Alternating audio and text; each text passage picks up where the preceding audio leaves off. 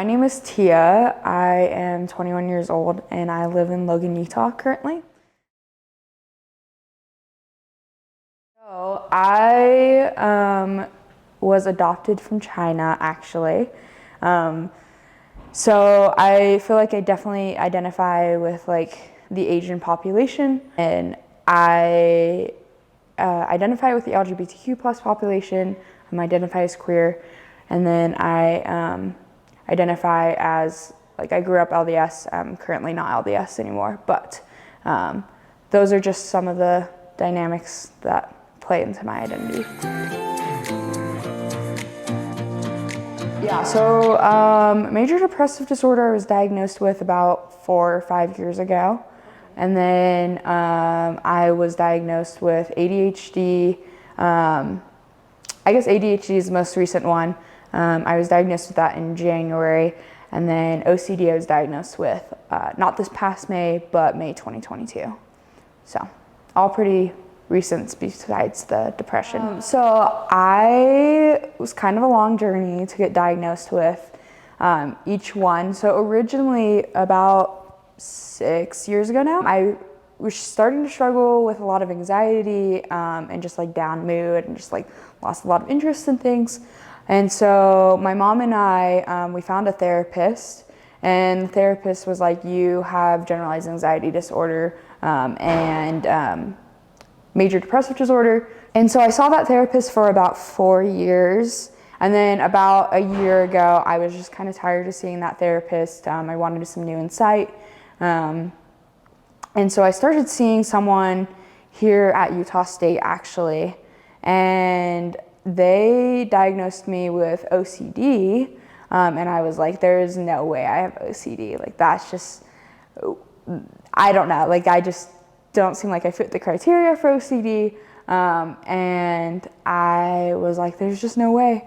And eventually it got to the point where my mental health was in such a bad place, between just like being depressed and being super anxious all the time, that I reached out. I had a friend who went to the OCD and Anxiety Treatment Center in Bountiful.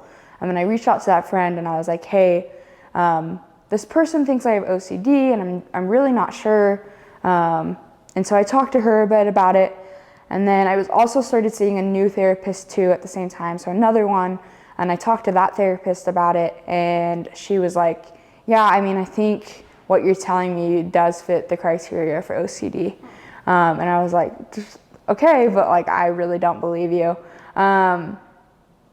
It just took me a while to like accept that that's what was going on. And after talking to this friend and like these therapists, I finally reached out to the OCD Anxiety Treatment Center, and they were like, yeah, you have OCD. And so that was kind of the process of me getting diagnosed with OCD. My first therapist who I saw in general was like, you don't have OCD.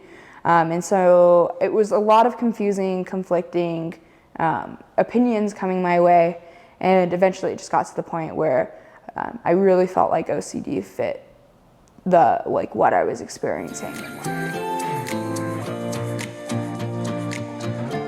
I did an intensive outpatient program for 16 weeks for OCD. And so that was one of the big services I've received. As far as getting there, again, it just entailed me reaching out to that program and going through their intake process and having their opinion, insight, and whatnot. And then a few weeks later, they put me on a list and I was into the program. So that process was relatively simple once I had figured out I had OCD.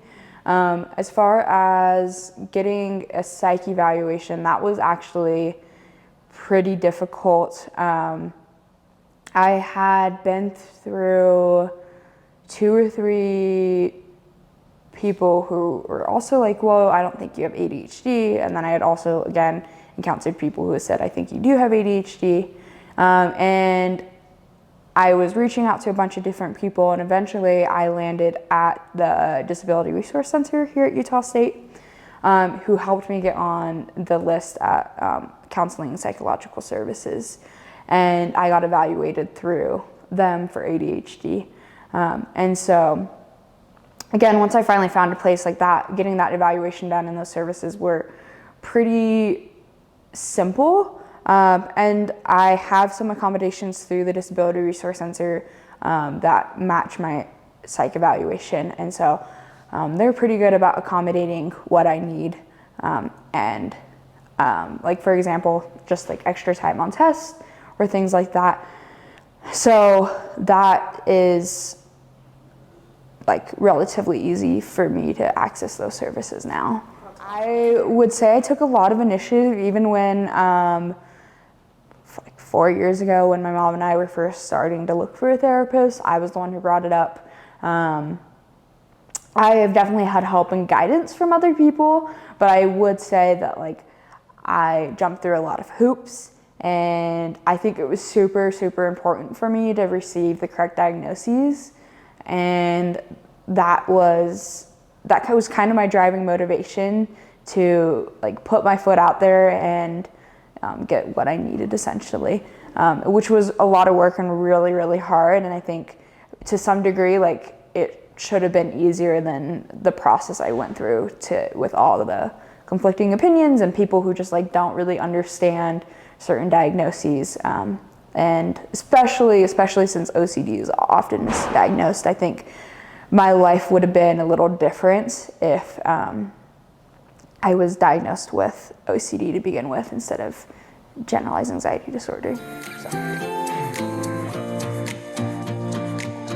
It impacts my life because I feel like I struggle to work to the full capacity that maybe some other people have been able to. For instance, I put school on hold for a while last year when things got pretty bad for me mental health wise. I started fall semester and then there was just a lot on my plate, a lot going on, and about 4 or 5 weeks in, I kind of had a breaking point, and that's when, again, I had reached out to the OCD Anxiety Treatment Center, and I ended up dropping all of my classes except for one because I had to drive to Bountiful, which is about an hour and a half away, hour and 15, and I would drive to Bountiful Monday through Friday for 3 hours a day. And so it put school on hold. I feel like it affected my work. And thankfully, I have had really, really understanding employers who have supported me and helped me seek out services actually. But it definitely impacted my ability to like do my job and to show up and be present. And I needed a lot more support because I had a lot going on in my head mentally. And I think also, it's just impacted my life because OCD especially is not curable. It's a treatable diagnosis, but it's not curable. And so I think I live my life with that knowledge sometimes, and it's really hard to get through the day when I have really intrusive thoughts going through my mind and whatnot. And so I think it just like impacts my energy levels and my abilities to complete all my work. I think especially with the ADHD component, I struggle a lot more to process a lot of the work I'm doing and to understand a lot of like the course content. And I work really hard at trying to understand it and learn from it. But I do feel like it takes me a bit longer than other people to maybe get my work done. Being a student and having these diagnoses, I think it's difficult because I feel like there's sometimes a barrier to my education. And so I do feel like those accommodations are helpful for me because it kind of knocks down some of that barrier to gaining an education.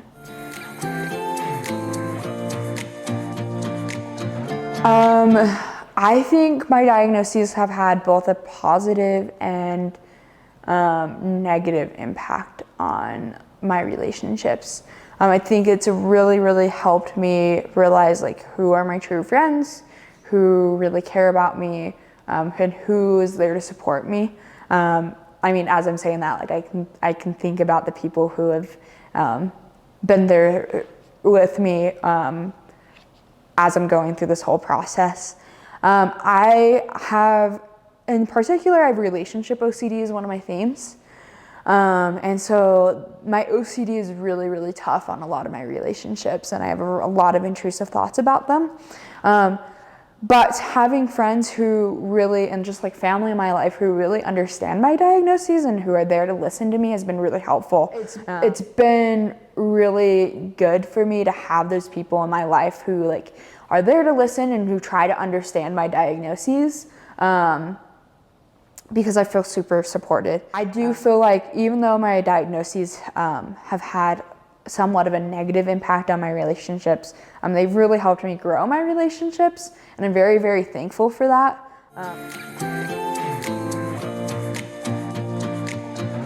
I feel like my beliefs are becoming more mainstream society. I feel like society as a whole is really working through like fighting against the stigma of mental health diagnoses. And I really feel like my beliefs of my mental health diagnoses, like even though they can be debilitating, even though they can be disabling, like I have a belief of like people are becoming more understanding of mental health diagnoses. And I feel like that is where I'm at, of like I have more of an understanding and of mental health diagnoses too. I would say though, at the same time, I have a different belief and different understanding, especially of how like OCD appears. OCD is displayed in the media as certain stereotypes that come up over and over again, of just like very organized or very clean or something like that. And so I would say that like my belief on how OCD presents itself, or my view on how OCD presents itself, is very different from the way that probably a lot of society still views it. Exactly. It's probably why I originally didn't believe that I had OCD, because I was thinking about the stereotypes in the media that we commonly encounter in society. And I was like, I don't fit those stereotypes. If I could describe my community in a few words, I would say definitely it's student-based. A lot of my friends are students. I have a lot of friends from the center who have OCD, and so I definitely have a community there. I feel like interacting with the OCD community is it's honestly amazing just to have these people who understand like the diagnoses and the things that are going on in your head, and who are there to support you. I think being an Asian amongst a lot of my peers who are white can sometimes be difficult and hard, because I don't think they necessarily always understand why the thing I just heard or why the thing I just encountered is like considered a microaggression or considered like offensive or hurtful. And I think they really try hard at understanding that, but I think it's just like someone who doesn't understand that as well. And like those are the times where I wish that I did have more of an Asian population around me. Being raised in a white family has really changed my perspective, and I have different perspectives on life than maybe some Asian Americans who have been raised in an Asian family. Like I've experienced microaggressions, I've experienced racism, I've experienced discrimination. But like my immediate community, those interactions are very comfortable and safe.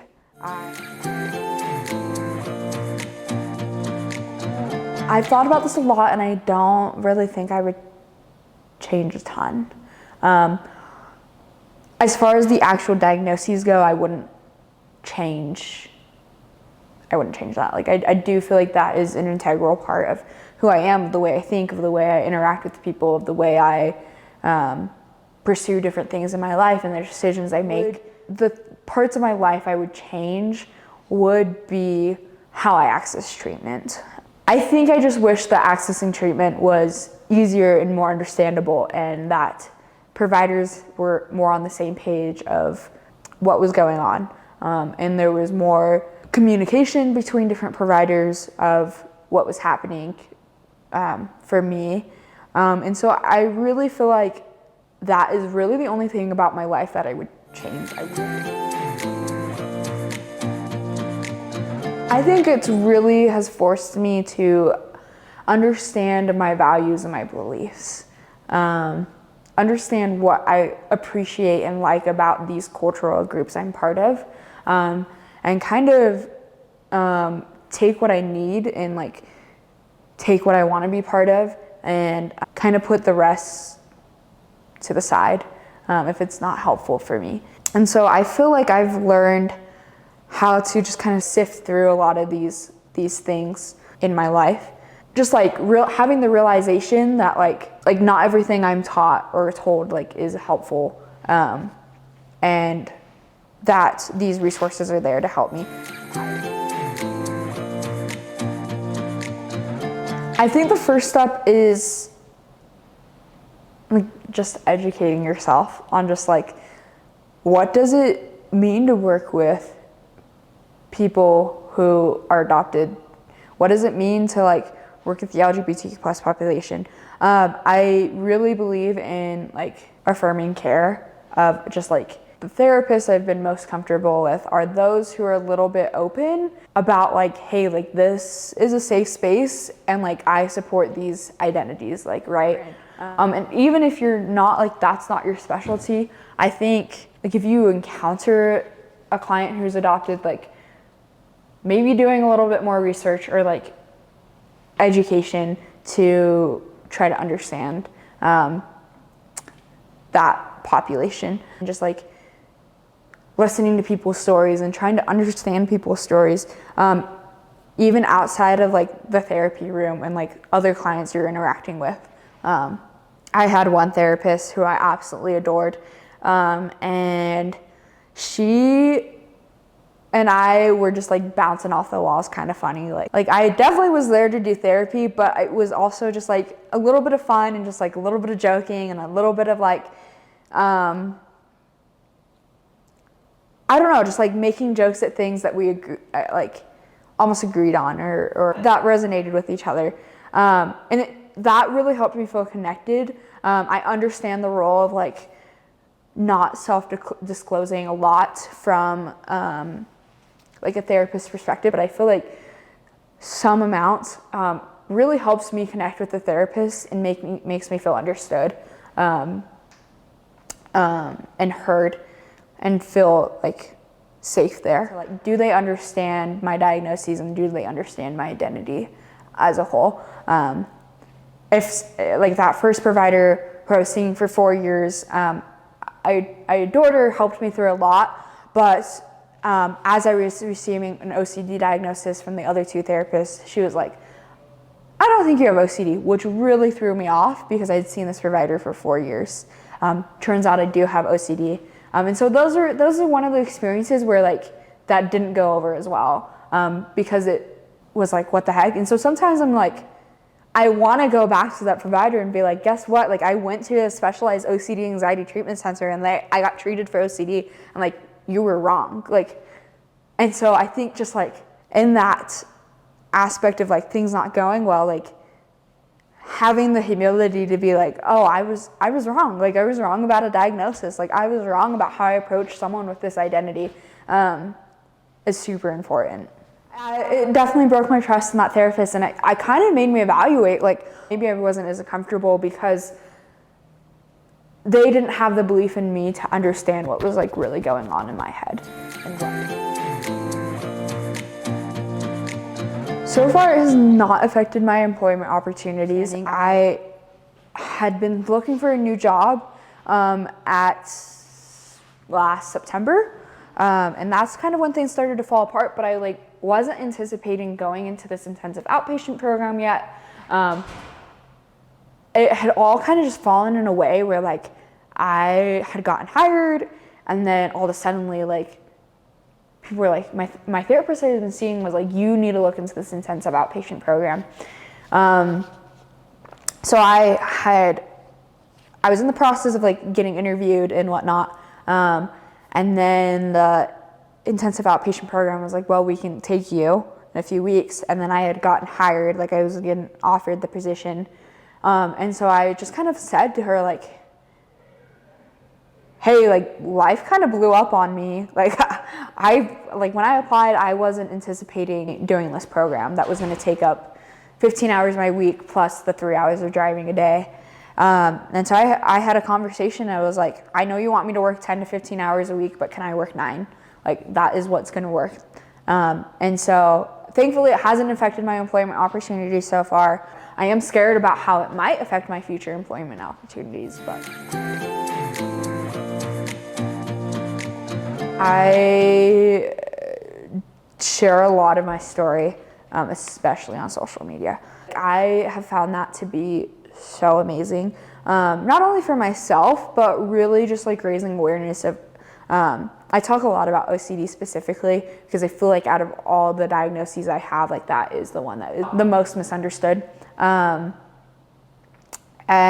I've had several people reach out to me and are like, thank you so much for like talking about it. Like I've been diagnosed with OCD, like seeing your posts, like reading your posts, like has really helped me understand and feel comfortable like with my OCD diagnoses. Be patient and self-compassion.